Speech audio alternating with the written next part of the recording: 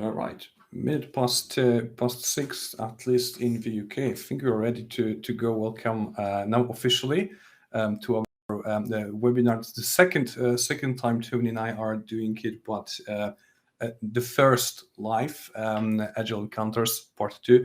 The topic for today is adopting Agile mindset. Before we move on with the topic, a few technical notes. There's a chat window available for all of you. You can write anything to us. You can write anything to each other. Please use it as you wish. If you have a question, however, there is a special mode, Q&A mode, that we will switch on a little bit later. And the questions that you will put over there will appear also on in the presentation on the screen. So please use this one. We'll be looking at it closer to the end of the presentation. I think that's it from technical perspective. What did we prepare for you? So first of all, Tony and I, we know each other for some time. We've been working together, supporting a few customers along their agile journeys, and our point of view on webinars and meetups like that is that the best is to meet and have a conversation. And we thought, okay, let's do it. And let's invite others to listen to us. Maybe we'll find these topics interesting, especially that we have a limited but still way to interact. Both Tony and I are Agile coaches, management consultants, but in the field of Agile product delivery. And we have several, what I call, I shouldn't, but I do, Warfield stories. So real life examples, real life cases that we know resonate with people. They resonate with people we observe during training sessions for our consulting engagements. Topic for today, adopting Agile mindset. Disclaimer at the very beginning is not to tell you how to manage, how to encourage your customer, how to make or force your organization to adopt Agile mindset. It's not also how to coach the organization to do that, because it's so context specific, product specific, culture specific, people specific. So instead of giving you a set of detailed agenda, how to go one by one, helping customers go towards Agile, we will share a few stories of ours that we gathered into several points over here, and we think you will find them, some of them at least, inspiring. Stories are over here. We will start with the topic of mindset. First of all, if we talk about adopting Agile mindset, what mindset is, first of all. Then we'd like to share with you a few examples of leading by example, moving to quite important topic of building trust when communities and change agents in Agile transformation, and measuring success. That would be the final one. Q&A at the end. Before we move on to the first topic, Tony, anything from your side? No, I'm just looking forward to the conversation with you this evening, Paweł, and sharing a little bit of what we've covered and what we've experienced. See if anyone gets anything from it. All right, that's cool. So let's move to the first part. It's not a story really, but we would like to share a few words about mindset. My experience is that very often, I would say 50-50. 50% of my customers have no clue that Agile is way more than just practices or methods. First question I ask during my training session about basics of Agile, guys, what Agile is? The answer is Agile is a project management methodology, which is so wrong. So half of customers have no clue this is something about mindset, about culture, about attitude. Another half of customers, my experience again, they are really, really aware of that, but have no clue what to do about it. Okay, so Agile is culture, fine. Now what? That's the topic. And we thought while taking you for into this journey around a few stories of ours, when we helped customers adopt Agile mindset, it would be good if we start with explanation what mindset is at all. Tony, your thoughts? So I mean, my thoughts on this, and from past experience that I'm very coaching in my style. So one of the things I think of when I think about mindset is the way in which you see the world. So you have your own set of lenses, your biases, your filters. And for me, that can sometimes prevent you from seeing things that could help you, could improve things for you, or you may just actively be discounting them because they don't fit in with the way you make sense of the world today. So that for me, the mindset is about almost the way you see the world, the set of lenses you see it through, the glasses you're wearing. Is it something that is helpful or not necessarily helpful during agile transformations? Using this expression mindset specifically is probably something I avoid, because it can become quite polarizing. Either someone will be open to the idea of exploring it, or it will turn them off straight away. So I tend not to use the expression. I tend to just try and find opportunities for them to see things they're familiar with in a different way. That's what I'm looking for. I don't know about you. What's your experience? My experience, I think it's quite similar. It's not that I intentionally avoid talking about mindset, but I know that starting discussions about business agility from the culture perspective, mindset perspective, is not as a misleading, but counterproductive, because people will say, yeah, we agree, fine, but nothing will change. It's something that comes. The change comes over time. I typically start with introduction of practices that fit their current culture, whatever the bottom line day zero state is. Offering them a few of practices that perhaps will not change dramatically in a revolutionary way their current ways of working, but they will give them a baby step towards agility is the first step I encourage them to take. And then as we go step by step, they're opening more to the new mindset. It's my first couple of cents. Another one is that very soon, it's a matter of months rather than years, companies that I work with start either challenging the entire concept of going to agile way of works, or without challenging, they're asking how we can measure it. And it's so tricky, the conversation about measuring agility. I wonder what your thoughts are, because before I reveal mine. Yeah, I mean, measuring is a real place for pitfalls, really. If you try and measure something like, as we're talking about mindset, it's almost inquantifiable. I've not come across any way of doing it myself. I'd be interested if anyone on the call has experienced anything around that space. I tend, if people are insistent upon measures, I tend to focus on how do they describe success. So what is success for them, rather than talking about agile, and using that as the mechanism of, well, can we measure it? And if we can't measure it, what indicates to you you're moving towards success? Because they're probably better guides that this sort of way of working is bringing you or taking you where you'd like to go. I personally see that a lot of companies try to measure agile practices, and it's a waste and have no sense. How many retrospectives do we have in a sprint? Or is daily scrum every day? Or how many people attend sprint review? What's the trend of that? It's easy to measure, absolutely. It's useless completely. I don't see any value of that. So I actually bring up the topic of agile mindset or culture in general when I see these kinds of attempts, asking people, guys, if agile is culture and everybody agrees it is at that stage, I tell them, well, how would you measure culture?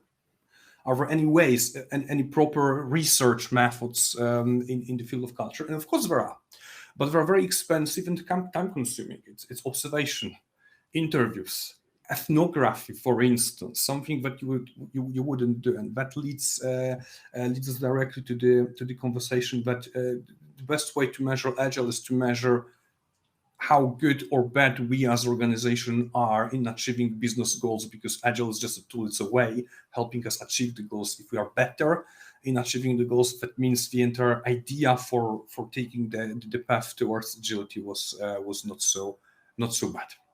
That's about mindset. I'm checking if there are any questions from the audience. Let me turn on the Q&A mode. It's up and running right now. If there are any questions, please write them down in the window, and we'll be happy to give the answer. I'm going to give you literally 15 seconds for that. So while we're waiting to see if there are any questions, I mean, when have you found, have you had any experience of mindset being an important starting point when you've worked with clients?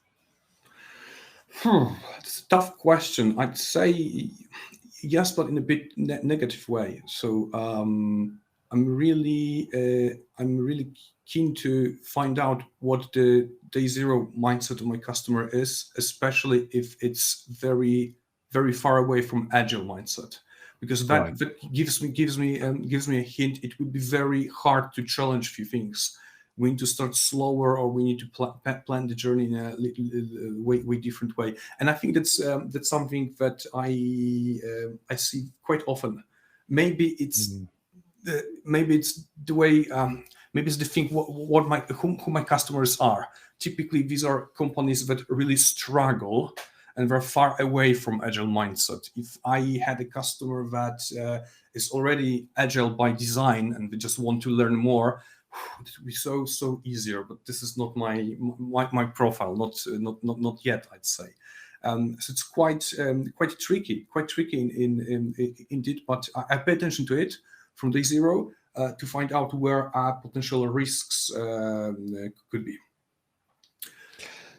So we have a question. Jeff's Question. asking, is there a way to help measure how agile somewhere is if you're asking to measure health check type of thing? Tony, would like to take it. I thought you might ask me that. So I suppose I've come across some means of doing it. There are surveys and things out there. Personally, I found the ones that are labeled agile tend to be a little prescriptive, like Paweł described. They may be asking you to identify visible things. I found better ways of doing it are looking at things like the Leadership 360 type surveys. They tend to be more informative to me around which way round the organization is orientated. And what I mean by that is which way the hierarchy or the pyramid of the organization operates. Those tend for me to tell more about where the mind of the organization is today than maybe a direct agile questionnaire or agile survey, if I was going to put it that way. How about you, Paweł?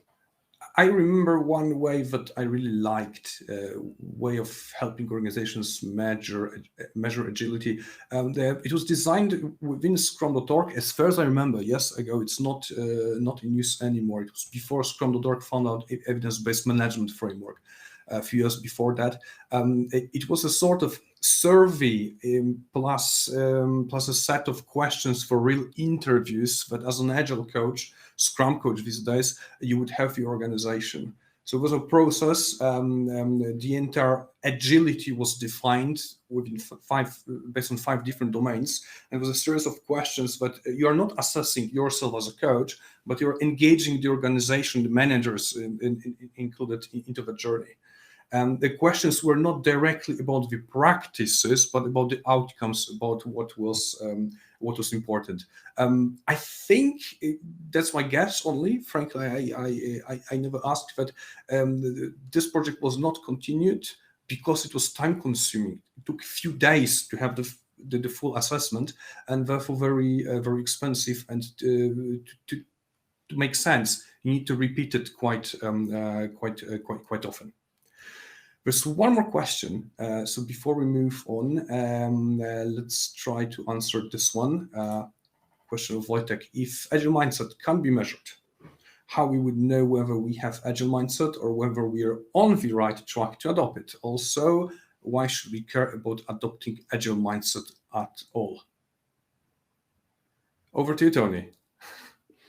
I'm just really ruminating on that last part of the question. So why should we care about it?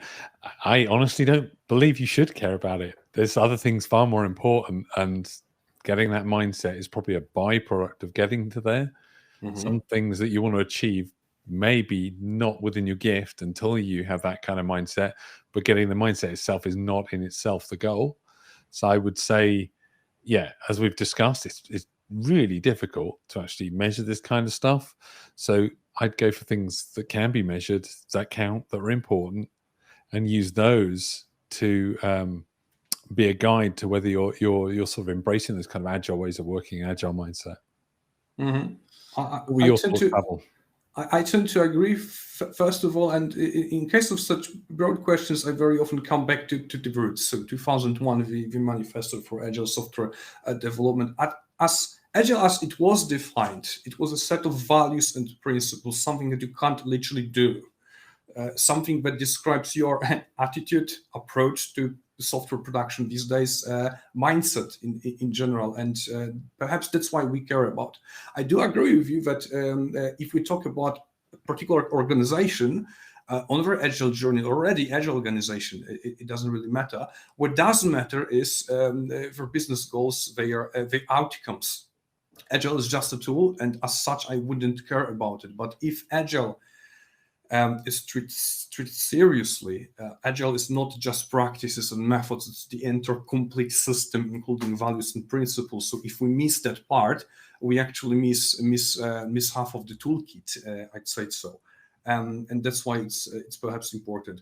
To me, it's secondary always, but not the mindset. Agile as a whole, agilely, no matter which approach you would take, it's secondary. What is primary are business objectives of the company, and the reason why somebody thought, it might be wise to solve our organizational problems with Agile or with Lean because it seems they should help us. All right. That was just an intro topic, the mindset. Let me come back to our deck over here. Let's move on. Tony and I would like to invite you to the first broader topic that is named Leading by Example. Shall I start, Tony? Go ahead, Pavel. Yeah, you go ahead. The first time I met Tony was when we supported together quite a big organization, international organization that did it right, in my opinion. They did it right, perhaps because of initial mindset, indeed, that was installed over there. There were a lot of indicators of data, big visible charts, maybe because of the way how executives and the sponsors of Agile transformation behaved, and there was a lot of buy-in from them. But leading by example in general was a topic that was so bold there. A few Warfield stories to discuss. First thing, it's great if we introduce Agile into organization in an Agile way. So not yet another waterfall project with various phases and milestones, but something that is emergent. It's a living transformation with perhaps pretty stable vision, but goals set frequently and revised also frequently. First thing that I remember for the company I joined after they started transformation was there was a particular space in the office pre-pandemic times that I called Agile Incubator. All Scrum pilot teams these days, and just Scrum teams and pilot teams, were sitting together, literally one floor, one wing of the company. And whoever visited that area, other workers, sometimes visitors from headquarters, for instance, they knew it's something different. You would see it when you look at it. Look at the teams. They were swarming. They had boards. They had their meetings. That's the first thing I remember. Tony, what was your impression? Because you joined a few months later. Yeah, I joined a bit later on. I was quite surprised when I arrived at the amount of visual management that was taking place across this organization. It was everywhere, and everyone seemed to be having a go to varying degrees. But the thing that struck out to me was that incubator area, how much had been tailored towards the teams. I've come across something similar with an American organization where they had this idea of dojos, and they bring teams in to get them working together and performing well. So, yeah, that was my takeaway. I was going to share a little story, if it's all right, about one of the specific areas, the division inside there, that dealt with reliability. So, if you imagine this is a firm that engineers, and if you think about engineering not from a software point of view, but stuff that moves, the physical things, engineering. And when I joined them, one of the things I noticed was that of the 100% things they started, they were only actually making 20% of those things come to life, actually be acted upon. And their real value was reliability. So I have a bit of a past of working in infrastructure, IT infrastructure in data centers. It reminded me of those kind of times. However, the way you approach things there is totally different to this group. And they had a physical constraint, a physical limit that they were trying to beat, and it couldn't be beaten. It was limited to 20% of what they produced. So I think, coming back to the topic of leading by example, what I noticed with that group was a couple of things. When we started working with them, first, they were open to the idea of using agile ways of working to introduce agile. So the leaders were willing to actually go through the whole process of introducing this way of working in an iterative and incremental kind of way. So they were starting to experience what the teams would experience, which I thought was a really good, sent a good signal out. And what I found was, as they started to grapple with this challenge of we can't do all the things we'd like to, something that emerged was there were the two groups. There was groups of specialists and groups of generalists. Now, everyone was a specialist, but when there were problems occurring that needed many different disciplines together, they would crash everyone together. And they'd use this term that Paweł mentioned earlier, war rooms. They would have a war room. They'd bring everyone together. It would solve a problem. It'd create utter chaos back in their specialist teams because they were having to let go of even more work whilst they did this. And then they would disband this room. They would go back and deal with all the backlog of all this stuff that had built up over time. But what I found was, by getting into this idea of introducing Agile, using Agile, the people who had the opportunity to influence the teams, the leaders of those areas, they were much more receptive to, oh, we do need to help you focus. We do need to reduce the amount of work we set out to do. So they almost taught themselves some of the great things that they need to do or empower the team to do. I don't know about you. What was your takeaway from our time with that client? Speaking of the war rooms, I think this is a fabulous example of using the existing culture, existing before Agile one, in order to help the people transform. War rooms, so task forces, but also physical room, literally a room where the task force could work for a couple of days or weeks, was something that was there forever for incident management. And we just extended that concept to be a permanent war room.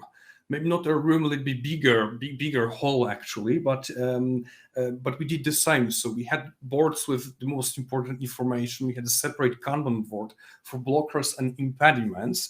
Again, we met every day, literally, like in the war room, but also like in agile methods such as Scrum, to plan the day and communicate.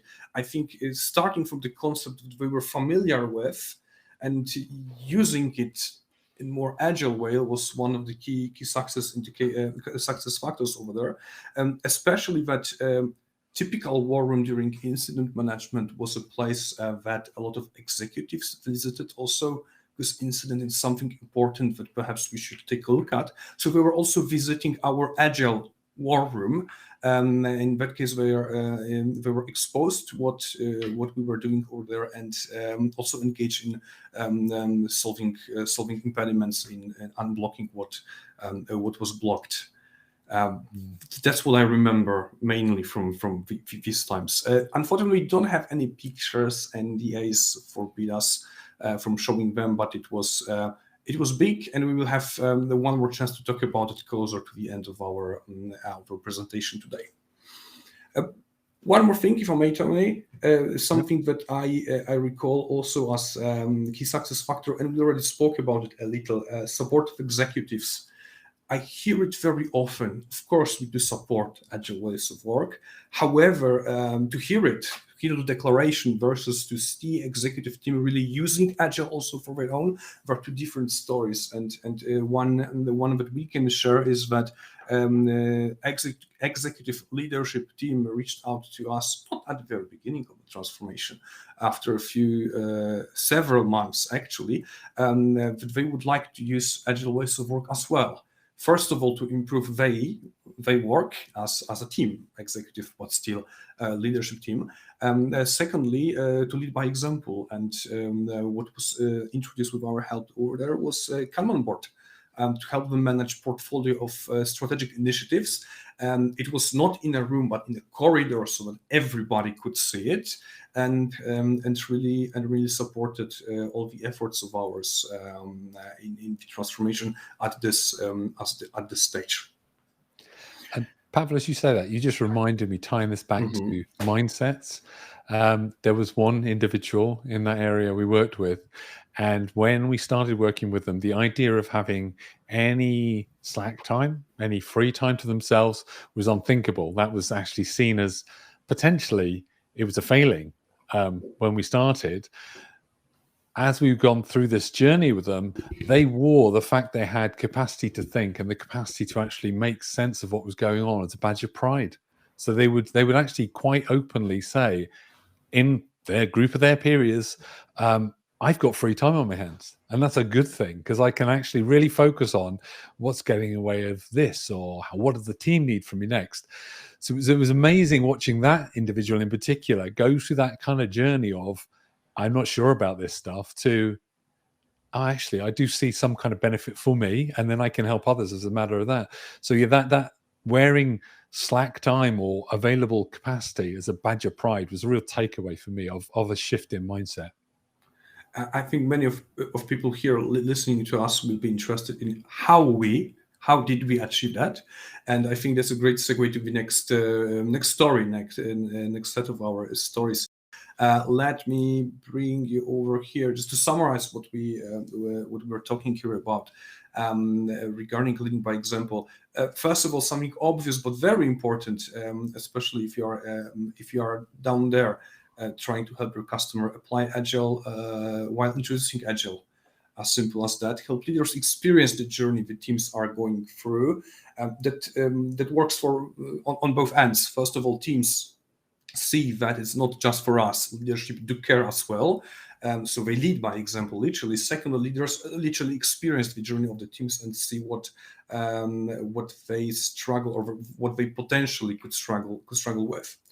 Finally, we need to accept that not all approaches work in every context. Perhaps that's why we're not giving a step-by-step recipe how to achieve that, but showing few stories that we remember because they were bold and it worked. Let's move on. Next topic we have for you is a set of stories around building trust. Tom, you are way better than I am as an Eastern European in building trust with customers. Let's start with you. I know you would like to share a few stories about a few individuals that were pretty similar on the one side, on the other pretty different. Over to you.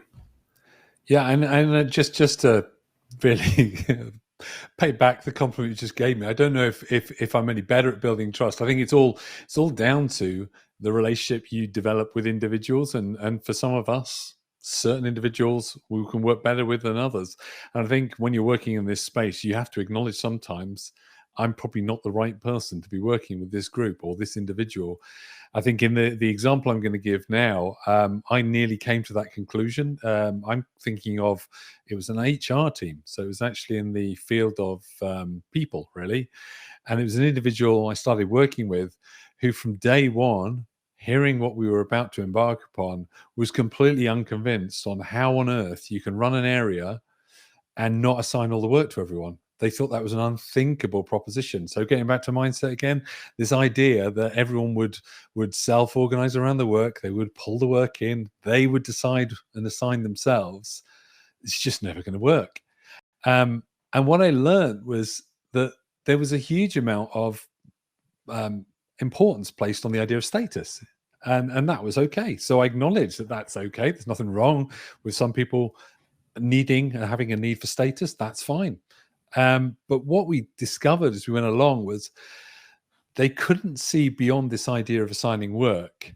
So the way I approached this, and I'm not, as we said before, I'm not saying this works in every instance, was I almost set a wager with them. So I effectively said, well, we know what it's like now when we assign the work.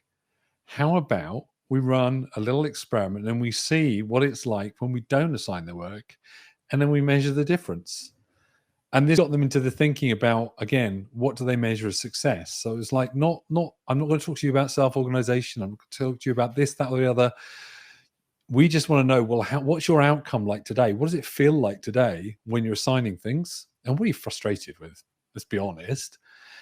And then let's run a little period of time where you're not assigning things. Effectively, you're letting go a little bit and see how that goes. We ran the exercise, and lo and behold, people took that kind of extra additional responsibility, personal responsibility on well. They started pulling the work. They took ownership. It all sort of grew from there. And this person went from a detractor to a huge advocate. So much so that they were willing to start to post on their internal social media of their organization about their story, about their journey. And it was a case of what to me felt like at the outset, I wasn't going to be able to get trust with this individual, and I might have to reach out to another coach and say, can you work with this person, not me? Turned into a, well, actually, I've got the evidence myself. I've proved it to myself. I've seen it, and now I'm bought in. So I'm not saying this is going to be easy with everyone. That's why I really stress you've got to establish, have you got enough trust with them for them to even go with you on the experiment? And then if you can go through the experiment and it does turn out, because be prepared, it might not work out, then you get that extra layer of we know to trust each other. How about yourself, Paweł? Because you said you mentioned that I've built trust, but I have seen you build trust, and I'm not convinced I'm alone in that. We need to talk about it once. Perhaps we can start right now. In theory, really, not in practice, building trust is a very easy way, is a thing to do. You need to remember two rules, really. The first one is don't make the person, the individual, wrong. As simple as that, because they don't like to be made wrong, especially if you are right that they did something wrong. It's the first thing. Secondly, in order to build trust, in theory, just keep your promises. If you promise you will do something, just you have to do it, and that's it. It's very simple, and I see a lot of people, also coaches, failing in that area. Still, it's theory. The practice is, I always try to find these people that at the very beginning they resist a lot. I name it constructive resistance, and one of the individuals that you were talking about was a person who, before working with you, attended my training session. So I spent with the person 2 days, and that's it. I wasn't involved anymore. But out of 20 people in the classroom, big classroom, that person was really, really tough guy for me as a trainer, asking a lot of questions, trying to maybe not jeopardize what I was doing, but trying to learn how does it work in practice. Is it really so? That's it. And I like it. I like this kind of people, because my experience is the more constructive resistance I see, the better promoter of agile mindset the person will be when it click. It takes it's a matter of few months before it clicks, but in that case, these people become great advocates of what we are doing. There's no one fit all scheme over here. I think what is important in our job is to find out what the person is really looking for. One of the individuals was really paying attention to people being busy. You work with the person as well, so in imagination of that individual, my people have to be busy. If they have slack times, that's not good, and they will not work. And that's why the person was against Agile, because Agile comes with self-organized teams, autonomy of teams, and if you introduce the Kanban method, also the concept of slack time. We are not starting something if we are totally blocked. We are focusing on blocking, or we are doing nothing really, because in midterm that will increase the throughput. But the person was also very data driven, and when we showed charts. This is how it was before, how is it right now, it can be. I think it clicked and trust was built. Yeah, I would agree. I remember it really well that they were in a context of reducing the size of their organization as well. So the whole question about keeping people busy, it was a guarantee. Everyone was going to be busy. There were less people. There was still the same amount of work to be done. So they had to think of a new way of doing things. And as you say, it was that journey that individual went on to discover that there is an alternative way to do this. I just needed to see the proof. And I think that often, like the first story we were talking about, it's about allowing someone to find the proof for themselves. Sometimes you need to help them construct the experiment, but it's their experiment. Let them own it. Don't make it yours. That reminds me another story. Same company actually. Not sure if you remember this one, Tony. 3 independent coaches these days entered the department of 120, I'd say developers, more or less 10 teams, single discipline teams. So the concept of cross functionality didn't exist. A lot of dependencies among all the teams, obviously. Each team supported same set of customers. It's a big spaghetti if you draw a picture. By the way, we did draw the picture, and it was pretty bold message to the leadership. And the first thing I proposed was, guys, let's do Scrum, and we need to create, without maybe changing structures, we need to create cross-functional teams. And it was a huge resistance. No, we will not do it, full stop. I think the smartest decision we made these days was we will not push. We changed our approach, still believing cross-functional teams and Scrum would be the perfect fit over here. We started with Kanban, with the Kanban method. We start with single discipline teams. After a journey of about 9-10 months, guess what happened? The organization proposed to change the structures to cross-functional ones. And the teams were reorganized. They will continue the journey in using the Kanban method mainly. And at the end of the day, they achieved what we proposed on day 0, but it was their idea. And they were ready for that. And I think that's also a good lesson that it's, even if you feel you're right, even if you are right, technically speaking, don't push if you see a lot of resistance. Try to wait or address the same from a different approach. Yeah. All right. Because of the time, I think we need to move on. Definitely. Yeah. Just to summarize what we were talking about over here, a few highlights that we just catched before that meeting. In order to build trust, challenge those unconvinced to run an experiment. Typically, it works no matter if you're working with senior management, middle management, or with teams. We're not changing it forever. Let's run an experiment. People that are even in not so constructive resistance, they will want to run an experiment to prove you, Agile coach, you're wrong, which is fine as well. Secondly, make the results visible and help people to interpret the data. Empower ownership. We will come back to the topic in a moment. Let's move on. Next, a set of our stories about communities and change agents. So change agents, communities. I think all of you, everybody is familiar with the concept of community of practice.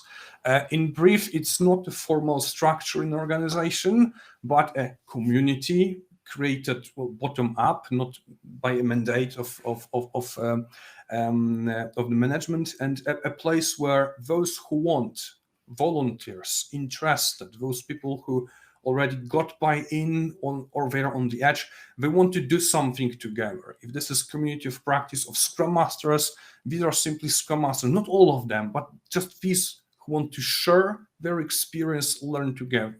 And that's pretty obvious if you're an Agile coach or a Scrum Master indeed.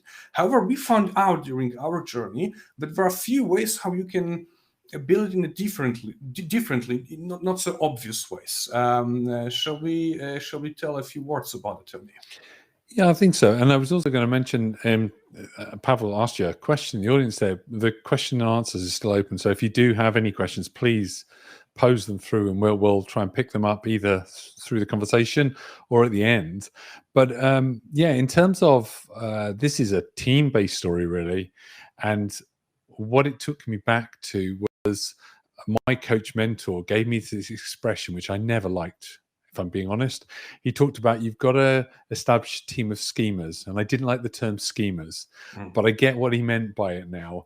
It was almost that group of people who are curious, they've got an appetite to learn more. And the reason I bring this up is we found this group within this large area that Paweł talked about, where we mapped out just how big a challenge they had in their hands. And these individuals, they were really stood out during the training. So they were really sort of asking those really deep, almost surgical questions about how it all worked, really curious. And then when we got into working, they came across as they would always help everyone else out in the team. So my suggestion was, well, I'm just going to put this call in. We're going to call it the design group. It's not going to have any formal attendance. There's no hierarchy, or you don't have to be a certain level in the organization to attend. Anyone can attend. And what happened was we had a little bit of a changing audience, but gradually this group started to establish the sort of almost what I call the ground rules that enabled the flow of work between these specialized teams, because I didn't know the answer to it. None of the specialized teams knew the answer for the other team. They needed some way of agreeing, and it was almost like the handshakes that had to happen between these teams. And this design group was so powerful that they could put a change through the whole way of working within a day. They could literally speak to all their teams, something that if you were coaching, and it was several teams at once, would be unthinkable, because you just couldn't get through there, and it would feel a little bit like the coach was doing to the teams. This flipped it the other way around. You were creating the environment for the improvement to come out. Everyone involved felt empowered because they were coming up with the improvement. So they were invested. They felt that it was theirs. They then took it upon themselves to talk to their colleagues, their other team members, really help them understand. And as I said, it would normally happen in a 24-hour period. And then you'd see all of their workflows change to enable this kind of change in interaction happening. And I think what I've learned from that is, if you can start to build that community, however small, however fledgling to start with, it really will pay off later on. It won't pay off straight away. It never does. But it's later on, it really starts to grow arms and legs. And the word of warning here is you start to feel a little bit redundant as a coach, because they're doing it all for themselves. But they have all the context. They can explain the change. If anyone in leadership then questions it, there's a group of them. So they feel a little bit more like empowered, and they don't feel so vulnerable when they're putting these changes forwards, because they feel they've got the power of a group there, a community behind them. I don't know if that was what you're thinking about, or whether you had something else in mind, Paweł. I was thinking about this case, but from a slightly different perspective. First of all, the biggest lesson for me is it works, because we observed the pattern not with one customer, not with two, with few ones. So there's something about this one. Secondly, a huge lesson is that it is so good if Agile is run by your customer, not by you. And such a group, such an internal community really helps. It's not a coach who suggested something, no matter internal or external. By the way, it's us who did that. If I go into details of the story of this case, but you are talking about, Tony, I think we can reveal that it was pretty simple at the beginning, and none of us thought of a community. We run a series of Kanban training sessions for a bunch of teams, 10 or so in one big department.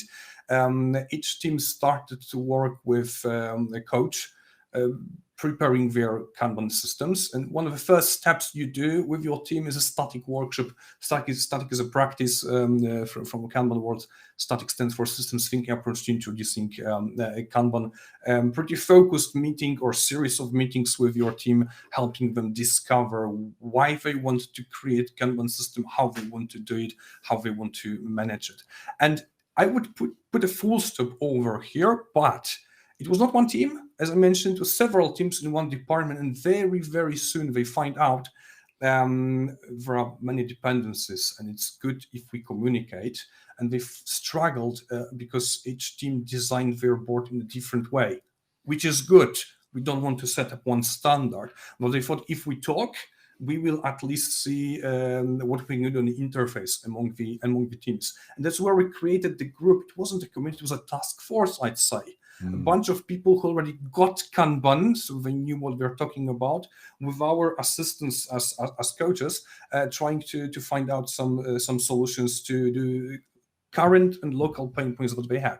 And that evolved after weeks, not so many weeks, I'd say 2 months tops, into actual community, because all the design of the interfaces among the teams, it was already done weeks ago, but they still thought it's great to meet, to share experience, and they work as a community. That was awesome.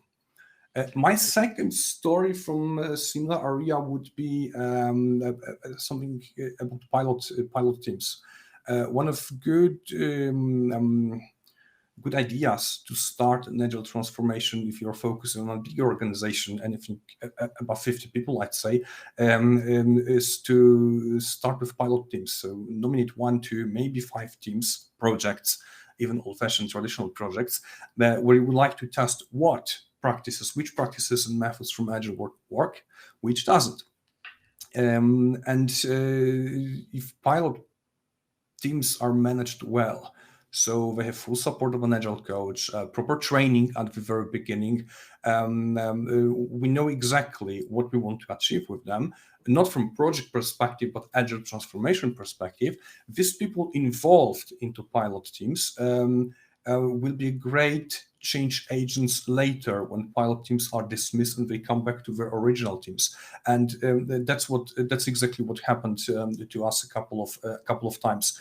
As a coach, if I enter a department of, let's say, 100 people, I'm alone. Maybe there are 2 coaches, but still 100 against 2. If I have 1, maybe 2 change agents who already see what good looks like, who already were trained with us, they would be great advocates. And again, their voice of one change agent, internal one, would be way more valuable if you compare it to an external coach. And we need to invest a lot into these first success stories, because it simply pays off. It makes transformation better, faster, and our life as coaches way, way easier. Don't you think? I do. And I'm just looking, there's a question from Sarvesh, which kind of links into what we're discussing now, because you're talking about pilot teams. And I don't know if you wanted to tackle that now. It's about teams that are reluctant, really, to make that shift. I tried to put it on the board. I'm not sure if I can. I can't, so we have to read it aloud. That's okay. So how to work with a team that is new to Agile and team members are reluctant for the shift and feel they're too busy to use Kanban boards, have Scrum, Agile events. So what would your sort of approach be, Paweł?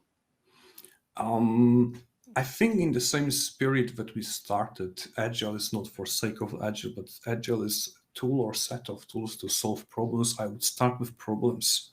Literally in static technique that we use in the Kanban method, we name it sources of dissatisfaction, which is pretty sophisticated way of saying what are your problems or problems of your customers. And I would focus on solving them, because first of all, that's helpful. This is what we want to do. Secondly, that's very tangible and sometimes quite often very emotionally related to the team, to the people that are not perhaps yet convinced. If we gave them something that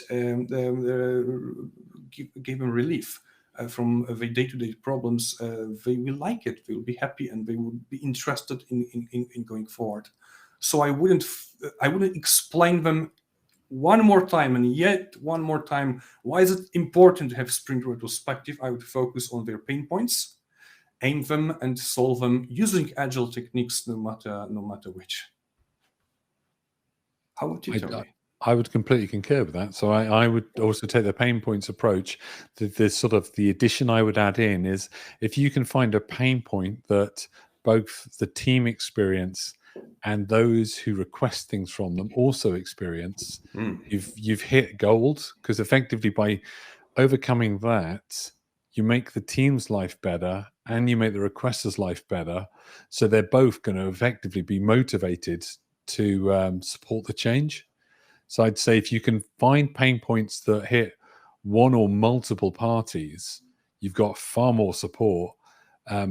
You might end up with the opposite problem. The reluctance shifts and suddenly there's an appetite to do more and more and more. So my word of warning is this can quickly turn from we don't want to do this stuff, we don't want to adopt this agile mindset, to we've seen it work, we want to do lots of this now, and we want several teams to do this at once. So it's always It's getting wild.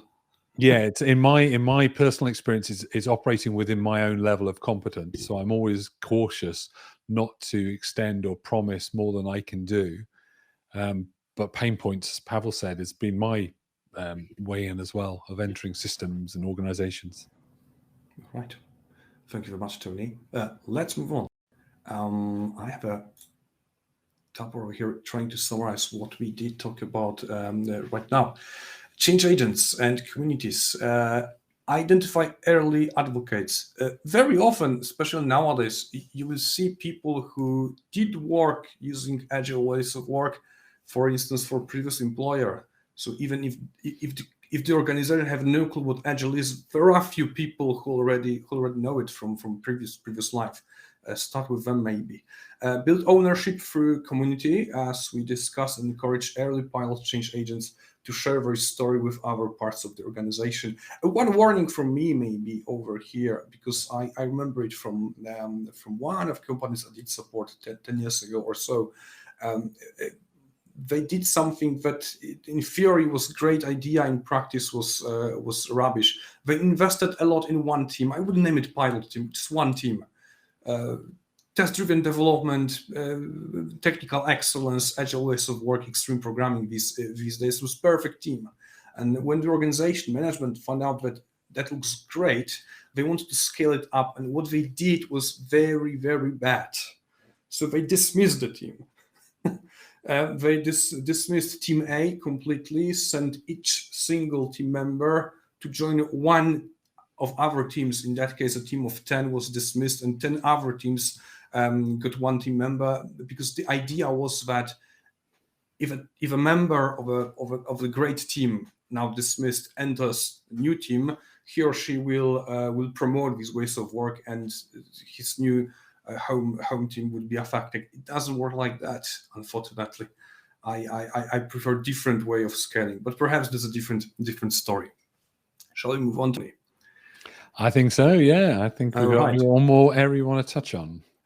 As last area that we prepared today is something about measuring success. We gently touched this topic at the beginning, talking about the mindset. Tony, what else do we have? So I had an example again from an interaction with an HR department. So they were very, very hot on measures and data. That was their world. And what I found working with them was they wanted to know what is the perfect thing to measure to give us the perfect answer, and that everyone else in their professional industry was doing. And my answer to them was that doesn't exist. There's no such thing. And I'm not convinced anyone's ever going to get that answer. There's going to be the perfect measures for you, but I don't think another organization is using them. And I don't think their measures will be useful for you. But what we did instead, we flipped it and we started to look at, well, what's the kind of impact they want to make on the organization? So when they change this way of working, how do they want to be? And I sort of started to use a technique some of the people on the call may have heard of, called impact mapping. Started to illustrate out what are they trying to achieve through that. But it became very evident early on that they were struggling with getting clear on what was the goal or goals they were after. So I took that technique I was using and combined it with something called hypothesis-driven change, which is just really about making your beliefs explicit. And by getting this large group of leaders to make their beliefs visible through hypothesis-driven change, it became evident very fast. They all shared very different beliefs. So their difference in beliefs was going to then filter down into the teams and cause absolute kind of confusion. So they were really, really engaged to get clear on what is the belief that they can all rally around. And that became their goal. And why I'm telling you this in the context of measures was it then allowed them to get very specific around measuring movement towards their belief. So their belief was something in the distance. We believe that something will happen, and we'll know that because we'll be able to measure this result in this way, or we'll be able to observe the following. And by doing that, they got their answers. They got their measures in their context, and they were able to chart their course and ensure that everything that they were doing, everything the teams was doing, was always contributing towards these beliefs and testing them, knowing that some of them may not validate, they may not turn out the way they wanted. But it was a really interesting journey for me of a team that were very into measures, but probably looking for answers to be given to them or spoon-fed.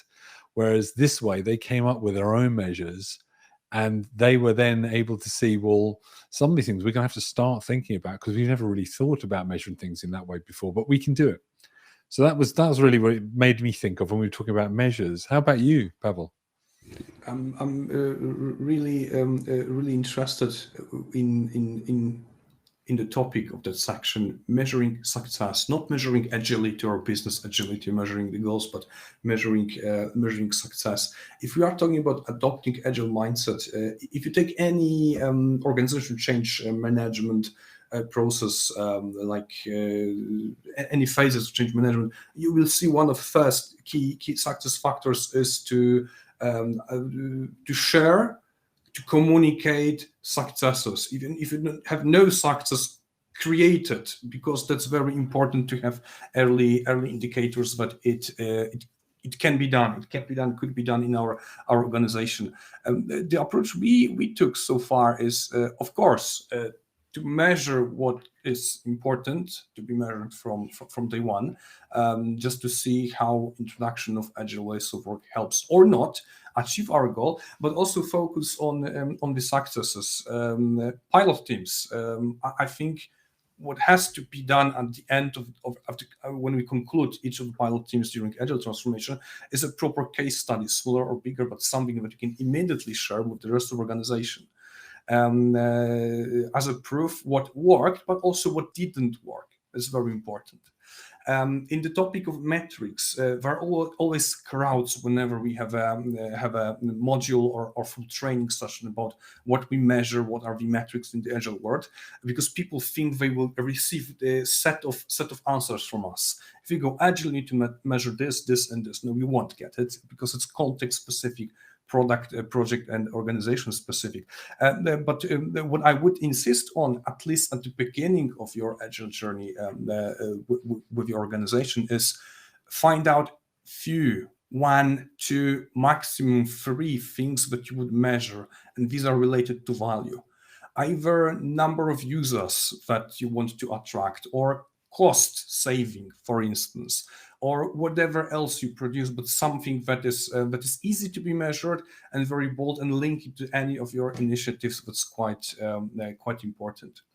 And finally, these stories are very important because during first couple of weeks, maybe, of your engagement with new customer, they will ask you questions. Okay, how other companies are doing it?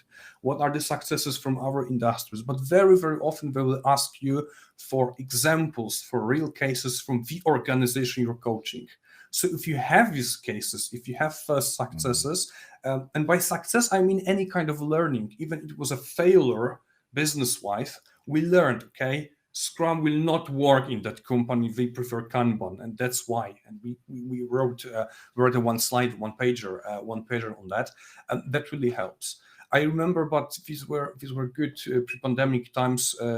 After few first training sessions on Scrum and basics of Agile, we introduced what we called field trips.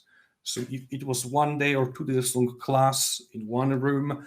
At some point of time, day 2, I remember it was pretty late in the afternoon, 3, maybe 4 o'clock. We took the entire training group for a walk to our, I mentioned at the beginning, to the section where all Agile teams sat, and we showed them, okay, during the training, we were talking about the product backlog. Here we go. That's how team A is doing it, that's how team B is doing, and that's what team C invented. Actually, we're using Kanban board for having and managing the product backlog, and it was real, using their language, their specific context, very powerful, and I think it did the majority of job promoting Agile in the organization and eventually helping us succeed. Anything else that you can recall, Tony? I was just about to say we're reaching the end of our time box, so I didn't want to interrupt you. And what I've done is I've addressed a question raised by Jeff around MPS in the chat window or the Q&A window. So if anyone else is interested in Net Promoter Score, there's another approach in there that I've offered that helps with the question of my MPS is going down. What do I do? Because some measures, they'll tell you that things aren't right, but they won't tell you what to do next. And that's one thing to watch for with measuring success, is having a measure that is actionable as well. All right. Speaking of time, the time box expired indeed, but I think we shouldn't have any problem, Tony, staying here a little bit more. If there are any questions, please go to Q&A mode and write them down. Tony and I will be happy to give you the answer if we can answer the questions.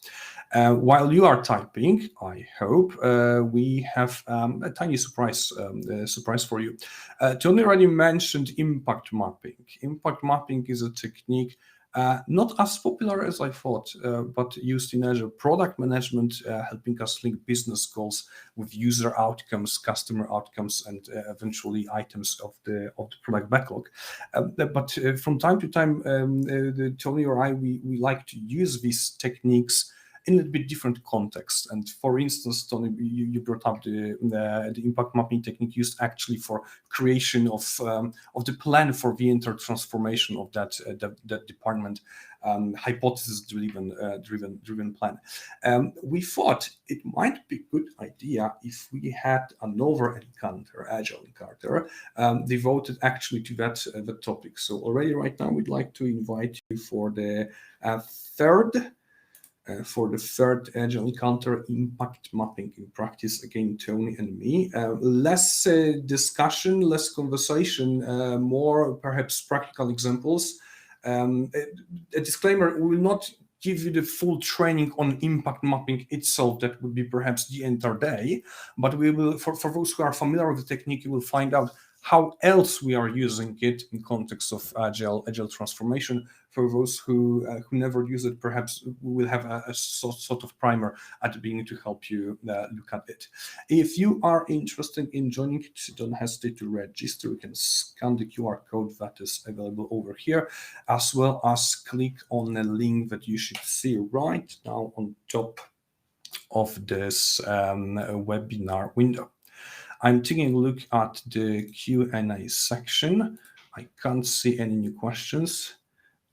There's just a question around whether this recording is going to be shared. Ever couldn't find the full webinar? Yes. It will be shared. Please take a look at us on LinkedIn, also on Agile Encounters YouTube channel. It will be published next to the previous one. If you can't find it, don't hesitate to write to us, any of us. We will give you the link.